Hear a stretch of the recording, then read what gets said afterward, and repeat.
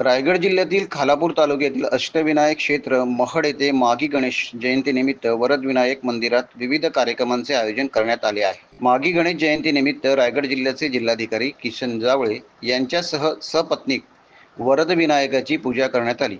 तसेच सभापती चारुदत्त आफळे यांच्या उपस्थितीत गणेश जन्म सोहळा संपन्न झाला.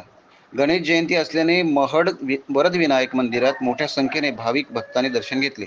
वरदविनायक मंदिर प्रशासन आणि स्थानिक पोलीस यंत्रणा यांचे वतीने चोख अशी सुरक्षा व्यवस्था पुरवण्यात आली आहे. नमस्कार. सर्व भाविकांना माघी गणेशोत्सवाच्या हार्दिक शुभेच्छा.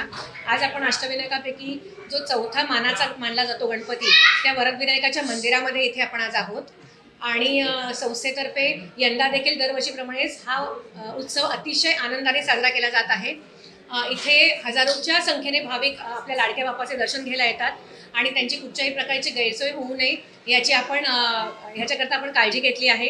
त्यामध्ये आपण मोफत रिक्षा सेवा ठेवली आहे, फाट्यापासून मंदिरापर्यंत आणि मंदिरापासून फाट्यापर्यंत.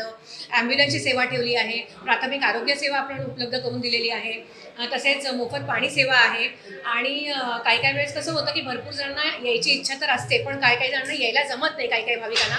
तर त्याकरिता आपण लाईव्ह कीर्तनाची यूट्यूब लिंक आपण सुरू केलेली आहे आणि ती पण सगळीकडे आपण शेअर केलेली आहे. तसेच आपण पूर्ण उत्सव काळामध्ये पूर्ण 5 दिवस म्हणजे 6 दिवस, यंदाचा उत्सव काळ जो आहे तो 30 जानेवारी 2025 ते 4 फेब्रुवारी 2025 असणार आहे. आणि 4 फेब्रुवारी पहाटेला उत्सवाची सांगता होते ललिताच्या कीर्तनाने.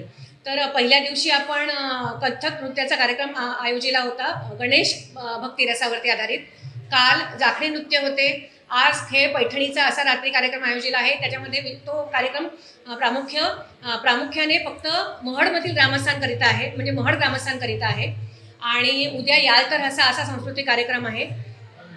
तसेच आज मुख्य दिवस आहे, म्हणजे आज जन्माचा दिवस आहे.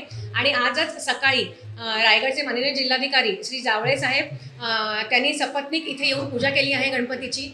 आणि आज आत्ता भरपूर गर्दी इथे आहे, भरपूर भाविक इथे आपल्या लाडक्या बाप्पाचे दर्शन घ्यायला आलेले आहेत.